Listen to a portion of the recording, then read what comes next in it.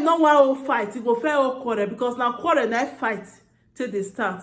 And they also talk and say fowl eye not dey good if they roast birds. Follow me and let's shook our mouth for this whiskey matter. With Lady T. Welcome back to this YouTube channel. True Drinks with Lady T is your sister, your friend, is your girl. If this is your first time or you just didn't get post on YouTube or you did watch, you never subscribe, please hit the subscribe button, click the notification bell so you can watch more of our videos, or you will just know anytime I put video for you. Thank you so much for coming around again and God bless you. Today matter the whiskey boy, the star boy, whiskey boy, you know. This whiskey boy, it matter with Tiwa. The matter that they go. Some say Tiwa too big for Rabo, some say it too small for Rabo, some say many people use carrier, social media carrier. I don't talk about her because I just overlook her. I say don't be all railway for person they put bucket say one fresh water. Forget her. But the way it come be, they call and say no, this time around me go shook my mouth put because he say right now, he said that Genevieve that be next target. He said that Genevieve he want carry now. I can't imagine. You know? Social media doesn't they carry, and now people will say social media too they lie, social media too they carry rumor. But so you both talk and say in every rumor there's an element of truth. Now the elements that me can sit down for here called talk so elements of truth, Jody. I don't see many people will call here come and say, but that your business. Tatafo, Olofofo, Abeba, telephone without no wire. I don't see people will call here come talk. But as now they talk about that, remember say in every room there must be an element of truth too. He said that Genevieve maybe the next person will be say he want cash now. When be say he don't suck. He don't suck the orange. He don't throw away the pea of Tiwa. No, Genevieve.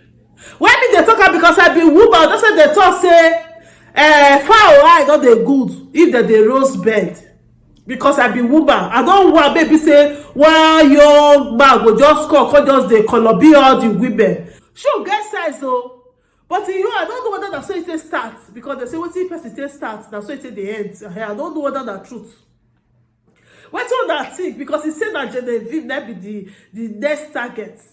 He even talk her. So before I will start, make I even give you that. They can't even give her tips on how you go take get Genevieve because he don't know as he want to enter Genevieve now. If they find the tips on how you go take get her, then they give her tips say, see what you do when you take get Genevieve.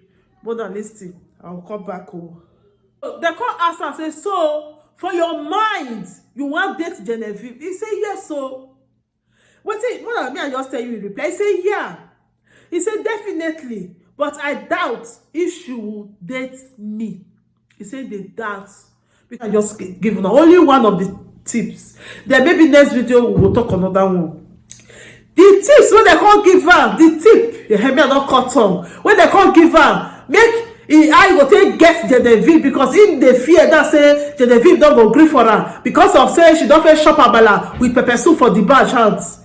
Then they can't give her tips. Say, may I read that one? He said, I think you should send a private jet to go pick her up at her house and take her to wherever you are just for dinner. You don't say why it's called private jet because our women, Nigerian women, some of all Nigerian celebrities, some of them they like private jets. You understand? Nigerian girls like private jets. When we say that, if you even remember that private jet, that Regina husband affected Colombia Regina for the first time when they jump enter the private jet. Everybody they look at before we do it in the apple ahead.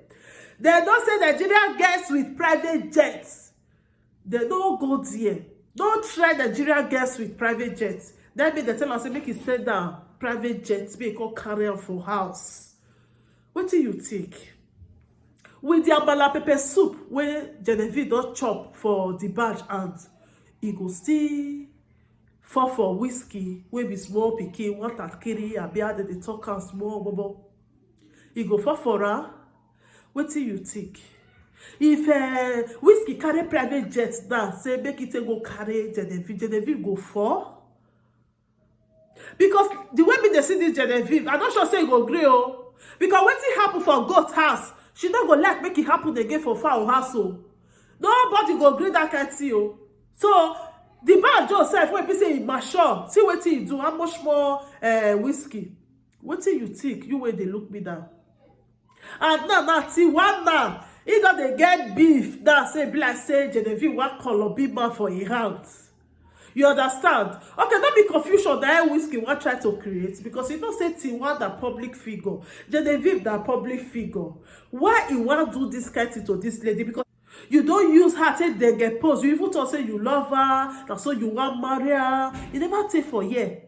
Now your head don dey shook for Genevieve because una just see for party last week for year.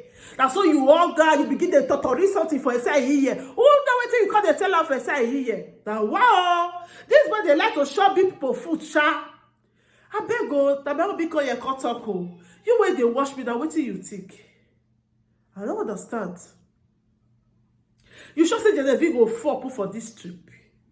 Because private jet, and another thing again to our celebrity. So if you be celebrity, you know say you be public figure before you date any man, especially if that person is still public figure like you. Make sure say you get assurance. Make sure say you get assurance say this person, so before we do it publicly, you don ready to marry.